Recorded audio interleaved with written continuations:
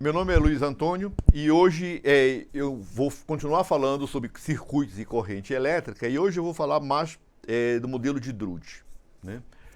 Drude foi um físico alemão que ele fez um modelo para explicar a condutividade nos metais, tá? E esse modelo dele tinha umas grandezas, né, que você realmente usa no dia a dia quando você está estudando circuitos, que é diferença de potencial e corrente, tá? Toda vez que você vai construir um modelo, você precisa partir de algumas hipóteses. Então você imagina algumas coisas e tenta construir o seu modelo e ver se o seu modelo reproduz, né, o que foi realizado experimentalmente, tá? Então, o Drude ele partiu de algumas hipóteses, nós vamos apontar uma por uma e vamos ver o que é razoável, o que dá para a gente entender, o que a gente concorda, o que a gente não concorda, tá? A primeira hipótese que o Drude partiu é que não existe interação elétron-elétron dentro dos condutores, dentro do condutor que está passando lá o fluxo de corrente, tá? Isso não é bem verdade. Esses elétrons interagem de alguma forma. Pode ser que essa interação ela seja muito fraca, mas eles interagem, tá? Mas ele não está levando em consideração isso no modelo dele. Então nós vamos continuar e vamos ver depois se esse modelo reproduz o que foi observado experimentalmente, tá? E depois esse modelo pode ser refinado para colocar essa interação. Mas ele não considerou isso. A segunda hipótese é que as colisões ocorrem abruptamente. Então os portadores de carga, eles colidem com os íons, mas isso é abrupto. Gasta um tempo, mas é um tempo muito curto essa colisão. E os íons não se movem. Isso aí é razoável. Por quê? Porque a massa do íon é muito grande, tá? Muito maior do que a massa do portador. Então isso aí dá para, não temos nenhum problema. A outra hipótese é que existe um tempo médio entre as colisões, tá? Então o portador vai colidir, ele colide rapidamente, mas existe um tempo, esse tempo não é zero entre as colisões, tá? E a quarta hipótese é que após cada colisão, o portador, o elétron, ele perde a memória sobre sua trajetória e velocidade. Então ele não sabe de onde ele estava vindo e nem para onde ele vai, tá? Isso aí também é razoável. O que nós temos que fazer agora é construir tudo e ver se nós vamos chegar numa coisa que tem algum experimento que reproduz esses resultados que nós vamos chegar aqui, tá? Tudo bem. Então eu tenho um condutor, um fio de cobre, por exemplo. Eu vou dizer que esse fio de cobre tem uma área A. Vou pegar um pedaço do fio, vou dizer que daqui para cá existe uma diferença de potencial VA/VB, tá? E isso aqui, esse comprimento aqui é ΔL. Eu vou ligar isso aqui numa bateria, vai aparecer uma corrente. E é isso que eu quero estudar. Então tem portadores que vão se locomover aqui dentro. Esses portadores obedecem à lei de Newton. Então eu posso escrever F é igual a M vezes A. A o que é? ΔV, ΔT. Não tem nenhum problema. A outra coisa que eu posso escrever é que a força elétrica é a carga do portador vezes o campo elétrico. Não tem nenhum problema. E eu posso igualar essas duas expressões e eu vou chegar nisso aqui, que ΔV é menos a carga do portador, campo elétrico, ΔT por M. Então cheguei nessa expressão, tá? A outra coisa que eu posso fazer é pensar na corrente. A corrente é a quantidade de carga que está fluindo no tempo. É a quantidade de carga que está fluindo por esse volume aqui. Isso é a corrente.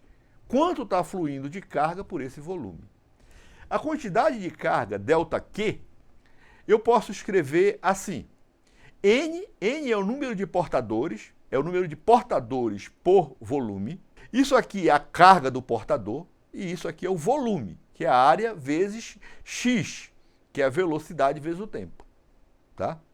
Então, aqui é número de portadores por volume. Esse volume que está aqui embaixo vai cortar com esse. Então a carga vai ficar o número de portadores vezes a carga do elétron. Isso está certo. Eu posso substituir isso aqui, tá? Né? Então eu posso escrever essa expressão. Para depois eu rearranjo, eu tenho isso aqui. Então a velocidade média é isso aqui, tá? Agora, eu preciso arranjar um jeito de comparar essas duas expressões aqui. Variação de velocidade é velocidade final menos velocidade inicial, tá? Velocidade média é a média das velocidades, é a soma dividida por 2, tá? E eu vou assumir uma coisa aqui. Eu vou dizer que toda vez que o meu portador colide com um íon de cobre lá, ele parte do repouso. Então sempre o VI vai ser igual a zero. Tá? Ele sempre está partindo do repouso. Vamos ver o que essa aproximação vai me levar. Tá? Então, quando eu faço essa aproximação, eu tenho que a variação de velocidade é igual à velocidade final, e a velocidade média, como VI é zero, é a velocidade final dividido por 2. Eu vou substituir isso aqui nessa expressão e vou substituir isso aqui. E agora eu tenho VF dos dois lados, velocidade final dos dois lados. E eu posso igualar essas expressões. Quando eu faço isso, eu chego aqui. Tá? Tudo bem. Então aqui eu tenho corrente eu meço nos meus circuitos, mas aqui eu tenho campo elétrico. Campo elétrico é uma grandeza que geralmente eu não meço. Tá? Né? Quando eu estou montando meus circuitos, que eu meço a diferença de potencial. Mas eu sei que campo e diferença de potencial estão ligados através dessa expressão. A diferença de potencial é o campo vezes ΔL. Então eu posso substituir o valor do campo aqui dentro.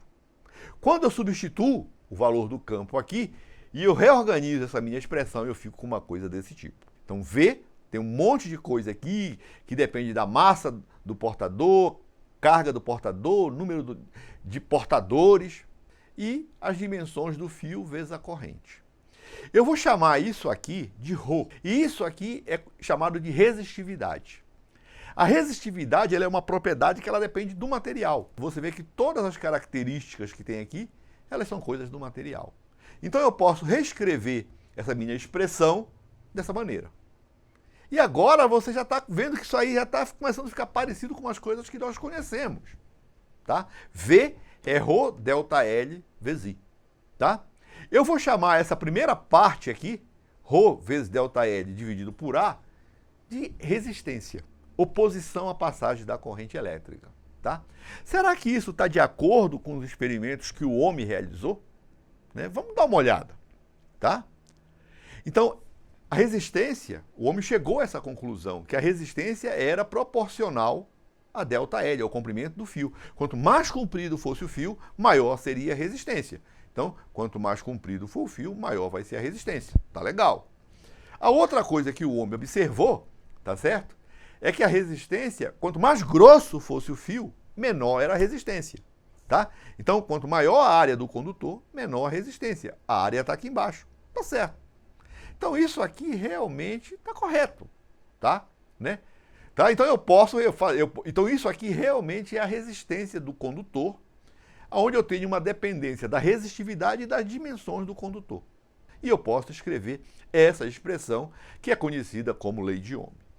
Então, o resistor ôhmico é um resistor em que o valor da resistência não depende nem de V nem de I.